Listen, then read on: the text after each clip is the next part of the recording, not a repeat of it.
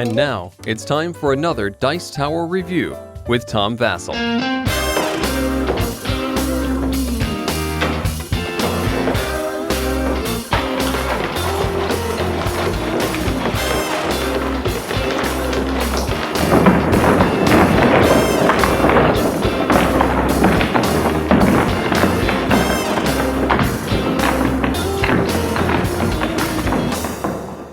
Hey folks, today I'm talking about Kingsburg. Kingsburg is a game that I enjoy a lot. It's in my top 100 games of all time.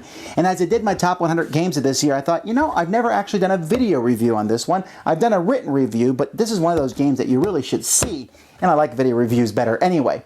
Now, Kingsburg is a really cool game. I like it a lot, obviously. I'm saying at the start of the video. And there's also a great expansion for it. And I'm going to do the expansion video separately. You can see that one. But I think it's an expansion you should get.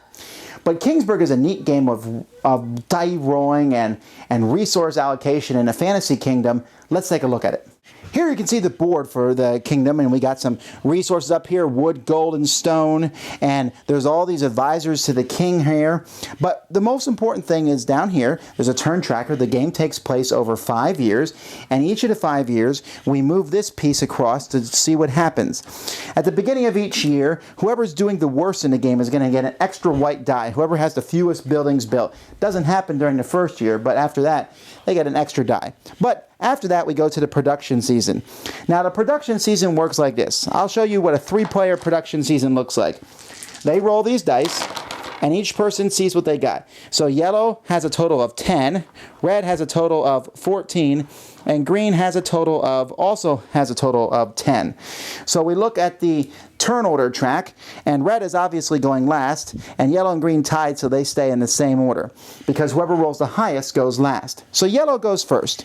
Now yellow rolled a 1, a 4, and a 5. That gives yellow a lot of choices. They can put all 3 dice on the number 10 here, because they add up to a 10. They can put the 4 and the 5 on the 9. They can put the 1 and the 4 on the 5. They can put the 1 and the 5 on a 6. They can put a single 5 here, a single 4 here, or a single 1 here. But they can only do one thing. So what they decide to do here is they decide to put a 1 on the number 1 character. Then green goes.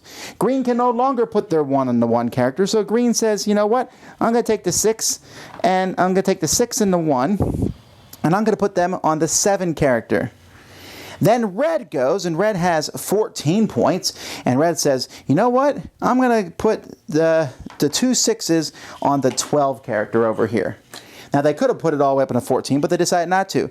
Then back to yellow. Yellow takes the 4 and 5, puts it on the 9. Green has a 3, puts it on the 3, and red has a 2. Everyone got to put their dice out, but it's very possible that you might not get to put your dice out, depending on what other people pick. So, after everyone puts their dice out, you get things based on where you put your people. 1 gives you a victory point. 2 gives you a gold. 3 gives you a wood. 4, gold or wood. 5, you increase your military strength by 1. 6, trade a good in for the other 2 goods. 7, you get a good of your choice, and you get one of these tokens, which is a +2 that you can add to a die later on. So you can increase your dice to get the better things. 8, 2 gold. 9, 2 different resources. 10, 2 victory points, and you can look at the monster. 11, 2 resources. 12, 2 resources of your choice and one of those tokens. 13, 3 stone. 14, trade a victory point in for 3 goods of your choice. 15, 1 of each good. 16, 4 gold. 17, 2 goods of your choice, 3 victory points, and look at the monster. 18, a good of each kind, and military strength. Even though the queen might be slightly lower than the king in this picture, she rocks and is the best character on the board. Now, after players have collected their resources and done all that stuff, they will go to their player boards. This is what the player board looks like, kind of. I actually got rid of the player boards in the game because the expansion came with bigger ones that have more rows, but these are the 5 rows that are available in the game. There are 5 rows with 4 building each for 20 different buildings that you can build. And after each production season, a player can build 1 building. To build a building, they look at the cost of that building. You can see here in the guard tower that building cost 1 stone and 1 gold. If I pay it, I put one of my tokens there to show that building is now built. I will get 1 victory point for building it, and it gives me +1 in battle. It also allows me, I can build any building in the first row, but now that I built that guard tower, I can build the blacksmith. If I build the blacksmith, I can build the barracks. And you can see how the victory points go up. The Wizards Guild gives me 6 points. and is +2 in battle. But which row to do? Because each row gives different bonuses. The top row gives lots of points all the way up to the cathedral with 9. The bottom row gives lots of benefits against fighting off enemies. The embassy also can let you trade goods in. The embassy gives you a victory point after the end of every production season. It's this row that gives you the points versus enemies. Some rows give you ways to manipulate the dice. The inn here gives you a token every turn. The market, you can influence an advisor whose value is 1 point higher or lower than the sum of the dice that you're using. And the farms gives you an extra white die that you can use. It's a great thing, except it does make you -1 in battle.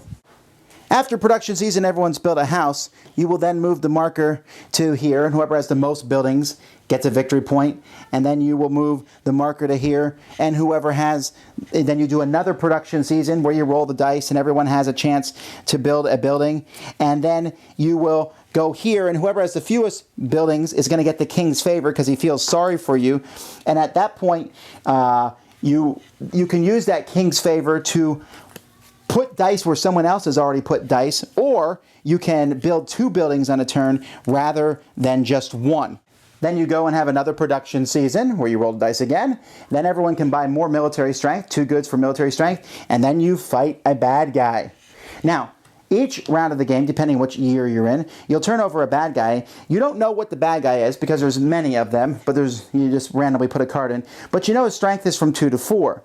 Here you'll reveal it. Some people might have found it out earlier as they went through and used some of the advisors, but these are zombies, so you need a 4 military strength. Well, the king will roll the die, and one person rolls the die for the king, so here the king sends in 2. Thank you, king. So he sent in 2 military. So everybody will look at their military. Let's say this is how the military looks, and increase it by 2. So you might have got military from taking different advisors over the course of the game. So you'll look at your total strength. You'll add in any benefits from buildings that you might have. If it's greater than this 4, then you will get the reward here, a victory point. If it's equal to 4, nothing happens. And if it's less than 4, you'll lose 2 victory points. Well, that's pretty terrible. But it gets worse because as each year goes by, the monsters get bigger and bigger. Look at these goblins. They're pretty weak, but if you don't beat them, you lose 2 wood, 2 concrete, you lose 2 stone, 1 victory point, and your biggest house is destroyed. So you make sure you want to beat them. And then orcs will show up and they'll destroy a house. And all the way up to level 5 where I have barbarians. And these barbarians, if you don't beat them, you lose 8 points. You get 1 if you beat them, but losing 8 can be a big deal. And whoever sends the most military strength will get 1 victory point for beating them also. Now, after the 5th round, the game will end. You get points from building the buildings on your sheet. You get points from fighting the monsters, and some of the buildings let you transfer goods into victory points. And after the end of the 5th round, whoever has the most victory points is the winner. I've obviously made it really clear why I like this game. Stunning production. I mean, the advisors, the board looks great. Everything just fits together so well. And I really like the die mechanic. I love rolling the dice and then, seeing what you roll and say, do I want to put all 3 in the same spot? But then I only get 1 thing. But if I put all 3 in different spots, there's a good chance somebody else will block me with their dice. In fact, in a 2-player game, you'll roll an extra set of dice to block some of the things off so that, the board isn't so free. But there's a big field between a 3-player game and a 4-player game and a 5-player game because, there's more dice on the board. People are blocking stuff. And I think that makes the game a lot of fun. If you don't do well, the game has catch-up mechanics, the king's favor, getting that extra white die at the beginning of each turn. 4 dice, you might be able to get the queen, and that's a big advisor to have on your team. She gives a lot of benefits. And you can build buildings that let you, if you roll too low, you can re-roll. If you roll 3 of the same number, you can re-roll. Things like that can help you, and manipulating the dice, to me, that's the best part of the game. Deciding what buildings to build is really cool because you can build, and that helps you for military strength, or you can build buildings that give you lots of points. And that's one of the reasons I like the expansion so much, because it increases those options. But go watch my review of the expansion to see why I think it's an essential one. But let me say this, even though I think the expansion is awesome and you should get it, even if you just got the base game, it's still a great game. I didn't even know about the expansion when I played this, and I loved it. It's fun, it's easy, it's in the same category as Ticket to Ride on level of complexity. It's not hard. I know people are like, oh, fantasy? Really, the only fantasy element is that enemy you fight at the end of each turn. Other than that, you're just working with advisors in a medieval court. And it feels pretty clean and simple. It looks good, a lot of fun to play. I highly recommend it. Kingsburg. Thanks so much for watching the Dice Tower videos. Find more great videos and reviews, as well as our top-rated audio podcast at Dicetower.com. You can also find the latest board game news at Dicetowernews.com. I'm Eric Summerer, and you've been watching The Dice Tower. The Dice Tower is sponsored by Fun Again Games, the world's best game source. Fun Again Games has over 5,000 games available. Check them out at funagain.com. Shut the door! That's right. Shut it. There.